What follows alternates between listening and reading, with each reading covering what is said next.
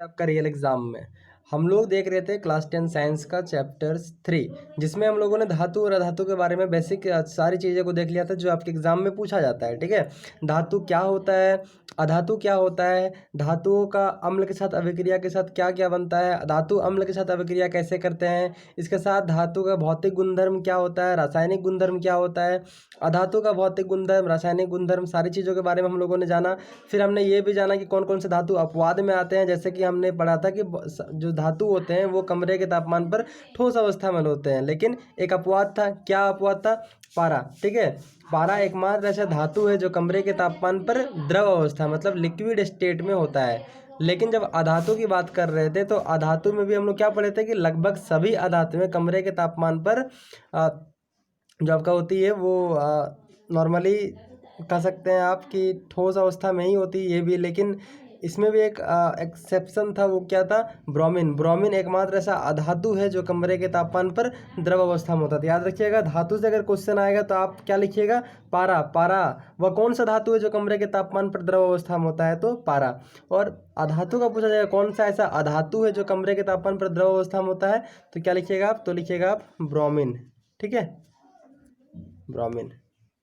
चलिए हम लोग आज आगे बढ़ते हैं, और आगे बढ़ के आज हम लोग पढ़ेंगे आपका यहाँ से धातुओं की प्राप्ति कैसे होती है। ठीक है, हम लोग आज पढ़ेंगे खनिज अयस्क के बारे में। मैंने आपको पिछली वीडियो में बताया था, जो भी नए बच्चे होंगे वो जाकर के मेरी पिछली वीडियो को देखेंगे, वहाँ उनको पता चलेगा कि मैंने आपको बताया हुआ था कि धातु जो है, ये लोहा जो आप यूज़ करते हैं, एल्यूमिनियम जो हम लोग यूज़ करते हैं ना, ये सीधे पृथ्वी से नहीं निकल जाता है एल्यूमिनियम, वहाँ से हमें अयस्क के रूप में निकलता है। ठीक है, और उन अयस्क को फैक्ट्री ले जाते हैं और वहाँ से हम लोग एल्यूमिनियम को अलग करते हैं, और फिर गंदी चीज़ें जो होती है वो बाहर निकल जाती है, जो फेंक देते हैं। ठीक है, तो आज हम लोग वही चीज़ को जानेंगे, धातुओं की प्राप्ति कैसे होती है, कैसे लोहा निकालते हैं, कैसे एल्यूमिनियम निकालते हैं, कैसे कॉपर निकालते हैं। ठीक है, क्योंकि पृथ्वी से तो ये डायरेक्ट नहीं निकलती है, ये अयस्क के रूप में निकलती है पृथ्वी के अंदर से। ठीक है, और जो नए होंगे प्लीज़ चैनल को सब्सक्राइब करके बेल आइकन को प्रेस कर लीजिएगा, ताकि मेरी सारी वीडियोज़ आपको सबसे पहले देखने को मिलेगी।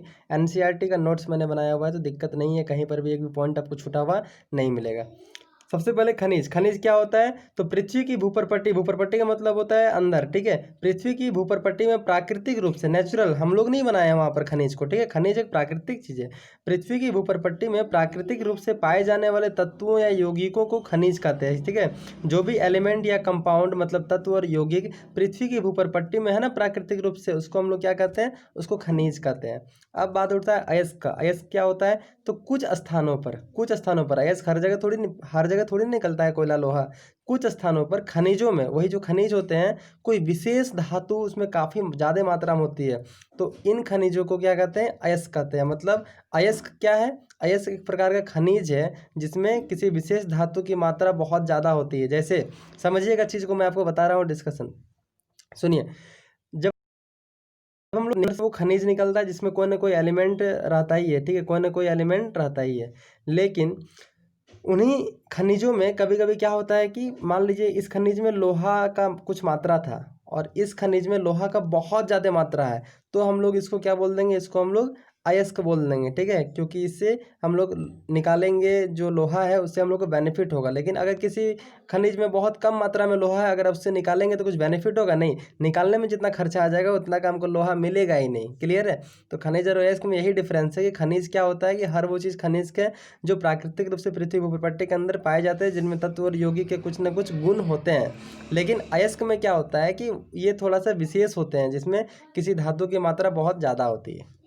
अब बात करते हैं धातुओं को कैसे निकाला जाता है। ठीक है, अगर लोहा को निकालते हैं तो लोहा कैसे निकालता है, तो आप अभी तक तो जान गए होंगे कि किसी भी धातु का निष्कर्षण उसके अयस्क के द्वारा होता है। तो अगर हम लोग को मान लीजिए लोहा निकालेंगे, ठीक है, तो लोहा कहाँ से निकलेगा? लोहा के लिए कुछ ना कुछ अयस्क हमको पृथ्वी के अंदर से मिलेगा। वो कौन कौन से अयस्क होते हैं? जैसे लोहा का अयस्क है आपका हेमेटाइट होता है, मैग्नेटाइट होता है, सीडेराइट होता है, आयरन पायराइट होता है। ठीक है, तो ये सभी मैंने जो नाम लिया है, hematite, magnetite, siderite, iron pyrite, ये सारे के सारे नाम लोहा के अयस्क के थे। मतलब इन अयस्क के हम लोग लोहा को निकाला जाता है। ठीक है, वहीं अगर एल्यूमिनियम की बात करेंगे तो आपका बॉक्साइट होता है, कैलिनाइट होता है, ये अयस्क है जहाँ से हम लोग निकालते हैं।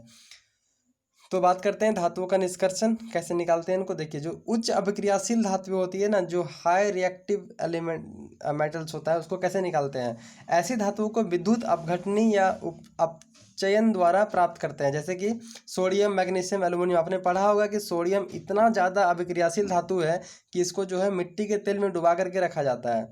तो ये जो धातु है सोडियम, मैग्नीशियम, एल्युमिनियम, इनको जब हम लोग इसी के क्लोराइड के साथ जो गलित होता है, लिक्विड फॉर्म में होता है, जब विद्युत अपघटन करवाते हैं तब ये कैथोड और एनोड में टूटता है। ठीक है, कैथोड में जाकर के धातु जमा हो जाता है और एनोड मतलब जो पॉजिटिव होता है उसमें जाकर क्लोरीन जमा हो जाता है, क्योंकि क्लोरीन आपको पता होगा क्लोरीन नेगेटिव चार्ज होता है, और पॉजिटिव एनोड तो पॉजिटिव नेगेटिव में ही जमा होगा ना।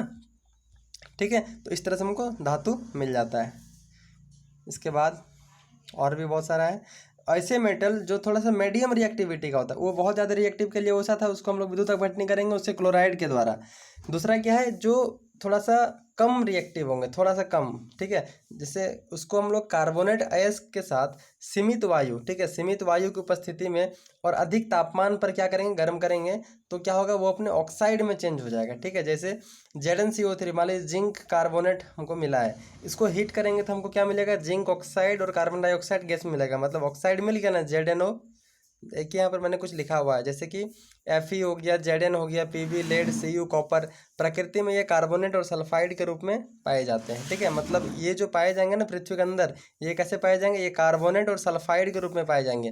तो जो कार्बोनेट और सल्फाइड के रूप में पाए जाएंगे उसको हम लोग बस हवा में गर्म कर देंगे अधिक टेम्परेचर पर, तो ये अपना ऑक्साइड में कन्वर्ट हो जाएगा। ठीक है, आगे बढ़ते हैं। देखिए, सल्फाइड अयस्क जो होते हैं, इनको वायु की उपस्थिति में अधिक तापमान पर गर्म करने पर क्या होता है, ये ऑक्साइड में परिवर्तित हो जाता है। मैंने आपको देखा रिएक्शन पिछले ऊपर में, जैसे कि जिंक सल्फाइड जो है कार्बोनेट वाला ये हो गया, और ये सल्फाइड वाला को जब ऑक्सीजन की उपस्थिति में गर्म करेंगे तो ये भी जिंक ऑक्साइड में कन्वर्ट हो जाएगा, मतलब आपको ऑक्साइड वाला चीज़ मिल जाएगा। ठीक है, अब क्या अभी हमको ऑक्साइड दोनों से मिल जाएगा, बस कुछ नहीं करना है, बस उसको कार्बन के साथ अभिक्रिया करवा देंगे तो कार्बन क्या करेगा, इस O को लेकर के भाग जाएगा और हम लोग को जो मेटल रहेगा ना वो मिल जाएगा, जैसे कि Zn मिल गया। क्लियर है, फिर से देखिए वीडियो को, नहीं समझ में आया तो समझ में आ जाएगा, बहुत ही आसान है, मैंने बहुत ही आसानी से बताया हुआ है।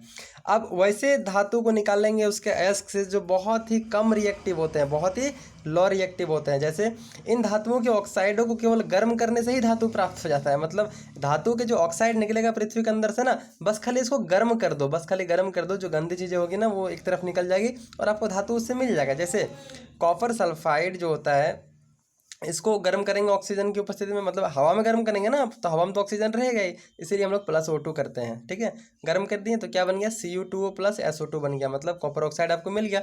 अब कॉपर ऑक्साइड को क्या करना है, फिर से इसको साथ रिएक्शन कर देंगे तो हम लोग को Cu मिल जाएगा। क्लियर है, देख लेते हैं संचारण क्या होता है। मैंने चैप्टर 1 में भी संचारण आपके बारे में पढ़ाया हुआ है, रासायनिक अभिक्रिया और समीकरण में बहुत ही डिटेल से बताया हुआ है, तो प्लेलिस्ट में देखिएगा, क्लास 10 के सारे वीडियोज़ मिल जाएंगे। Gradual destruction of metal by air, water or any other substance around it। ठीक है, ग्रेजुअल डिस्ट्रक्शन ऑफ मेटल, रातों रात किसी मेटल का संक्षारण नहीं हो जाता है। ग्रेजुअल डिस्ट्रक्शन मतलब एक लंबी प्रक्रिया होती है, धीरे धीरे किसी भी धातु का क्षरण होता है। तो एक लंबी समयावधि में क्या होता है कि हवा, जल, इन सब की उपस्थिति में धीरे धीरे वो चीज़ डिकम्पोज होने लगता है और उसको हम लोग इस प्रक्रिया को संक्षारण कहते हैं। ठीक है, तो संक्षारण से बचाने का कुछ उपाय है क्या, एग्जाम में आपके पूछा जाता है, तो हाँ बिल्कुल है। तो वो कौन कौन से उपाय है, देखिए, हम लोग या तो उसे बचाने के लिए पेंट कर सकते हैं, तो क्या लिखिएगा, लोहे के वस्तुओं के ऊपर पेंट करके। दूसरा, उस पर तेल या ग्रीस लगाकर। तीसरा, उस पर प्लास्टिक की परत चढ़ा करके। चौथा, गैल्वेनाइजेशन मतलब जिंक प्लेटिंग, मतलब जब लोहे की ऊपर जब जिंक की परत चढ़ाई जाती है ना तो उसको गैल्वेनाइजेशन बोलते हैं। ठीक है, इसी के अलावा क्रोमियम लेपन भी एक होता है, तो इनके द्वारा हम किसी भी किसी भी धातु को संक्षारित होने से बचाया जा सकता है। ठीक है, मिश्र धातु और अमलगम क्या होता है मैं आपको बता देता हूँ, छोड़िए, मैं आपको इसके बारे में नेक्स्ट वीडियो में बताऊँगा, लंबी वीडियो नहीं होगी बिल्कुल, मैं छोटी छोटी आप वीडियो बनाऊँगा ताकि आपको देखने में आसानी होगी, आप नोट्स बना सकते हैं। थैंक यू, फिर मिलेंगे, बहुत बहुत धन्यवाद वीडियो को लास्ट तक देखने के लिए। Please subscribe the channel.